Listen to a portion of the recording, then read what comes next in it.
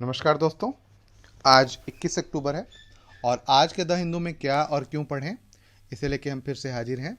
तो आज जो पहली न्यूज है वो है competition panel imposes 1338 crore penalty on Google, है ना।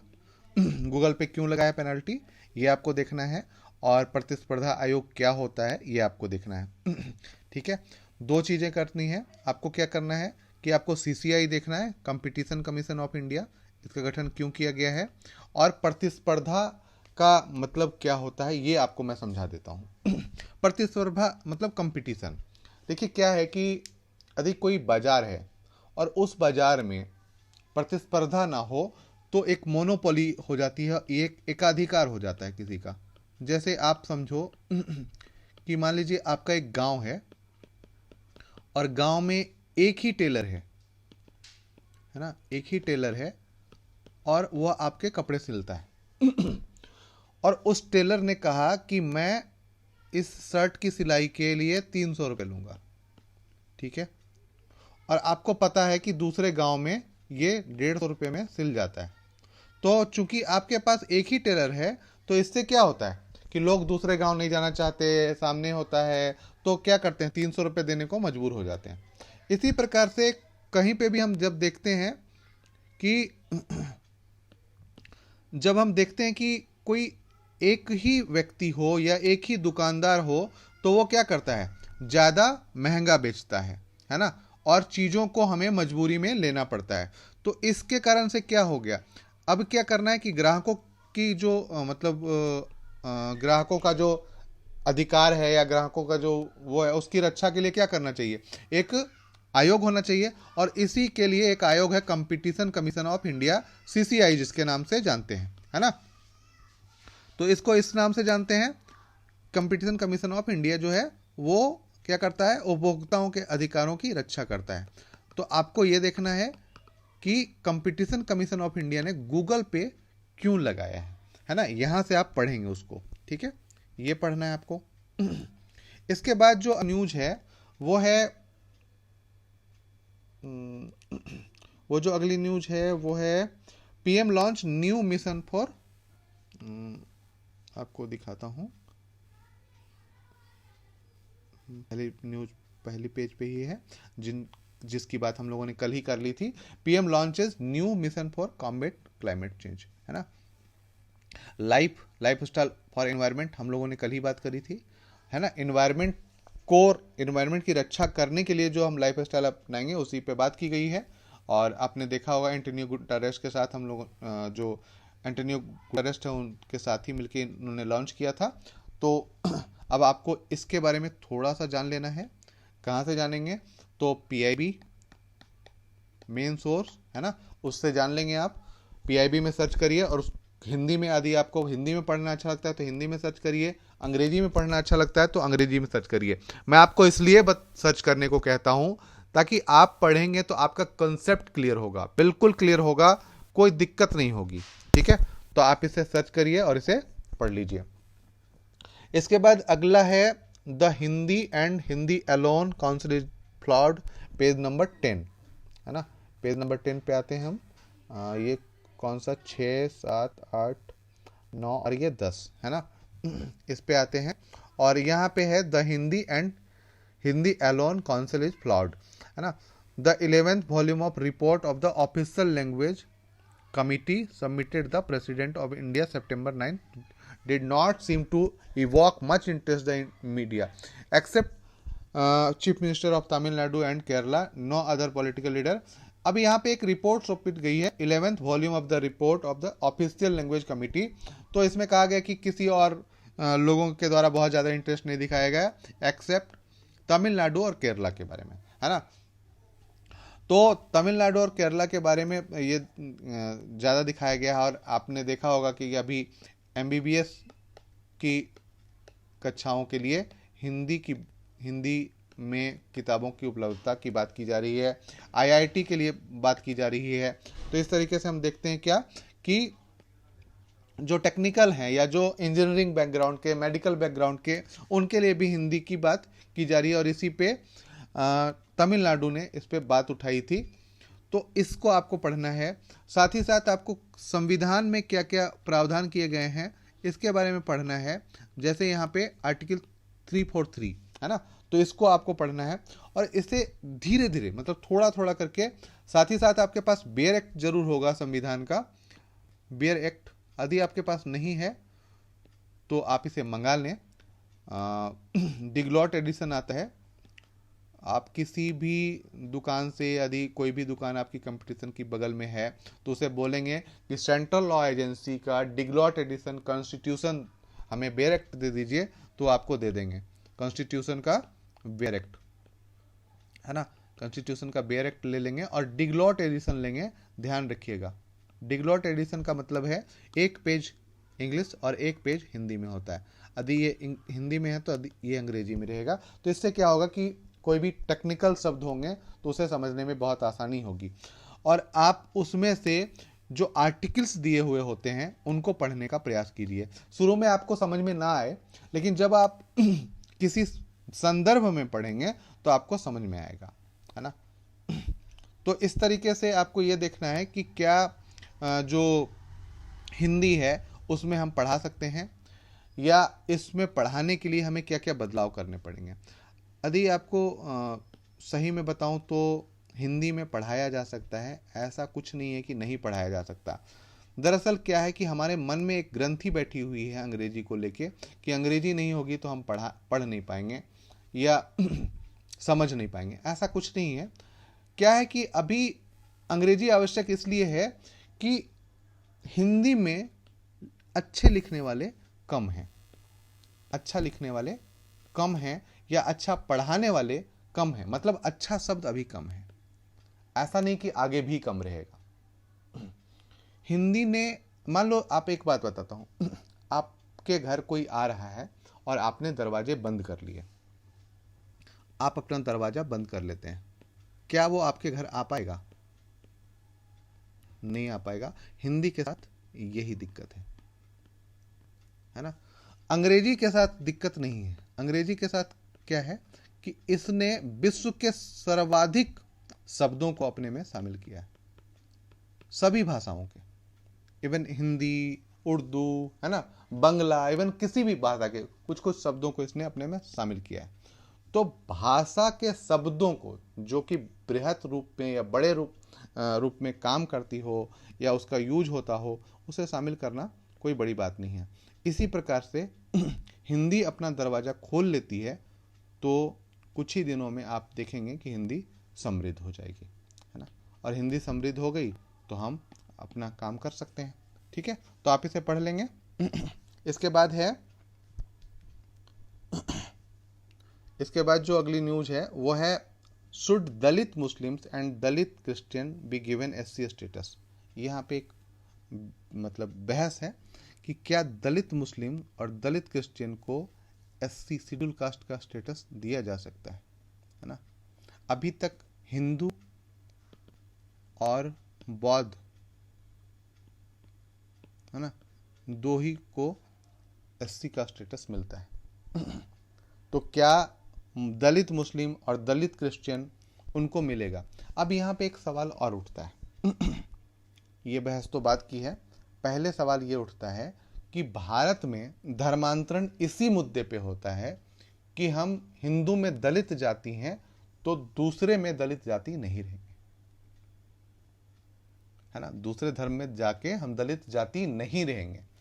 अब जब दूसरे धर्म में जा रहे हैं आप, या मुस्लिम हो या क्रिश्चियन हो, यदि इसमें जा रहे हैं और फिर भी आप ये हैं, तो फिर क्या बदलाव आया आप पे? किस प्रकार के बदलाव आप पे आए? ये बहुत बड़ा प्रश्न है, यक्ष प्रश्न है। कि आपने कहा कि हाँ ठीक है, मतलब कोई भी व्यक्ति हो, जैसे मैंने कहा कि मुझे यहाँ पे दलित कहते हो या मुझे बहुत शर्म महसूस होती है तो मैं दूसरे धर्म में जा रहा हूँ। चलो मैं दूसरे धर्म में चला गया, लेकिन दूसरे धर्म में जाके भी मेरी जाति नहीं बदली या मेरा स्टेटस नहीं बदला, तो फिर मुझे दूसरे धर्म में जाके फायदा क्या हुआ? इससे तो अच्छा कि हम कोई धर्म ना माने, है ना। जब हम किसी और धर्म में जा रहे हैं और फिर स्टेटस वही है हमारा, तो हम क्यों बदलें धर्म, या फिर हम माने ही क्यों धर्म? यदि धर्म से हमें मैं धर्म का विरोध या उसका वो नहीं कर रहा हूं, मैं एक कॉमन क्वेश्चन है हमारे दिमाग में कि जब हमारा स्टेटस ही नहीं बदल रहा तो हम क्यों कर रहे हैं ये। स्टेटस बदलना चाहिए, हमारी सामाजिक उन्नति होनी चाहिए, हम समाज में थोड़े ऊपर कद के माने जाने चाहिए, लेकिन क्या है वहाँ पे भी जाके हम एससी ही कहला रहे हैं, दलित कहला रहे हैं, मुस्लिमों में भी जा रहे हैं तो भी दलित कहला रहे हैं, पंजाब भी धर्म कह रहे हैं तो वहाँ पे कुछ और कह रहे हैं। तो इस तरीके से जब हम कन्वर्ट भी होते हैं और फिर भी वही चीज़ें हैं, तो फिर क्या क्या कारण है कि हम कन्वर्ट हों, है ना। तो इसके बारे में आप थोड़ा सा सोचिएगा और किस प्रकार से कोई अपना धर्म बदल सकता है इसके बारे में थोड़ा देख लीजिएगा। और यहाँ पे देखिएगा कि क्या इनको इसका स्टेटस मिल सकता है या नहीं, है ना। यहाँ पे बहस है, उसको आप पढ़ लीजिएगा, ठीक है। इसके बाद है सेविंग द वल्चर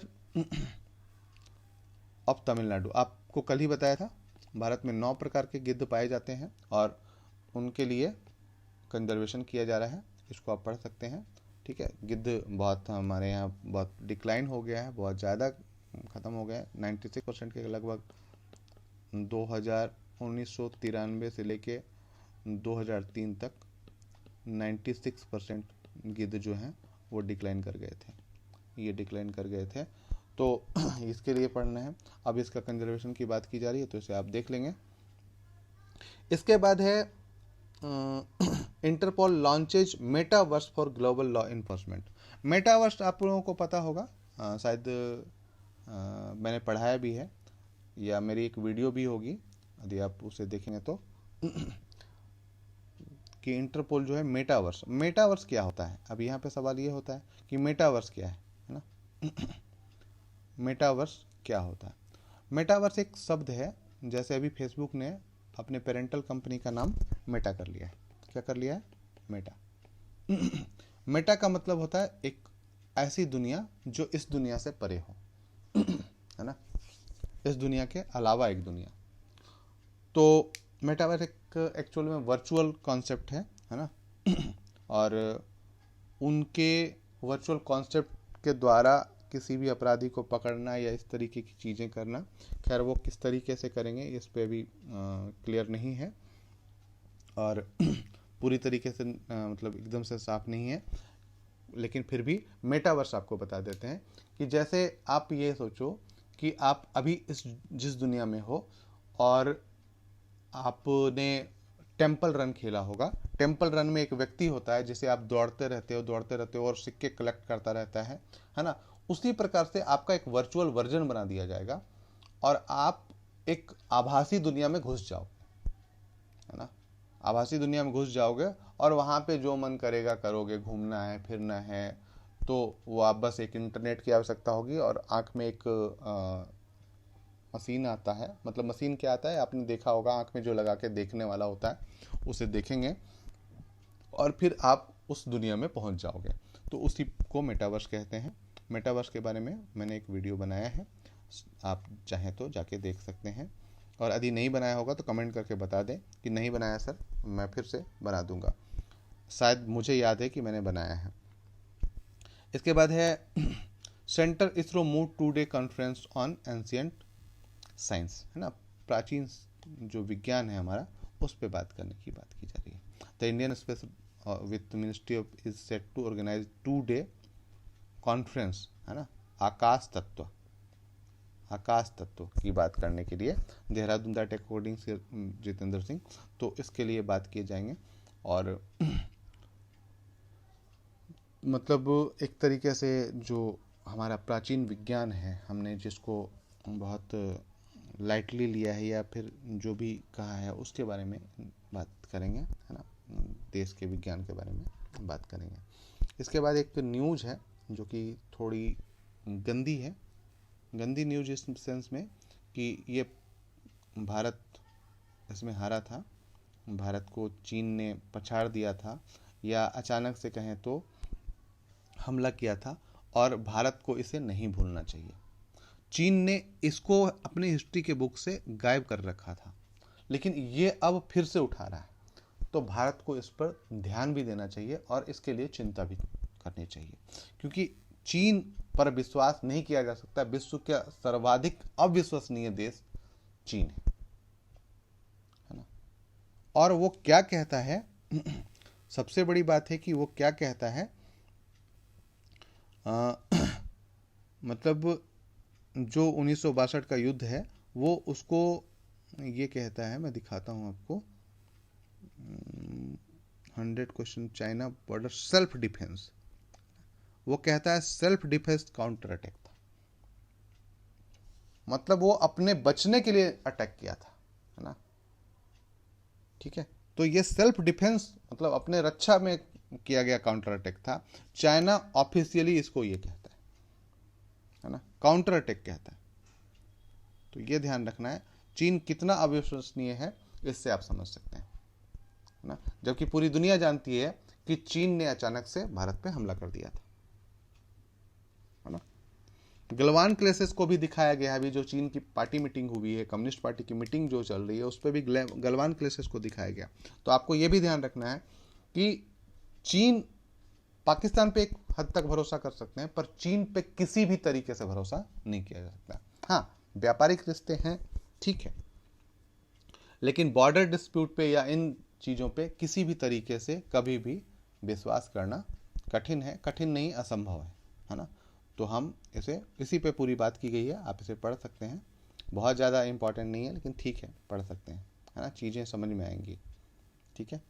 और इसके बाद जो एक लास्ट न्यूज़ है, law export share land to opportunity not gloom, है ना।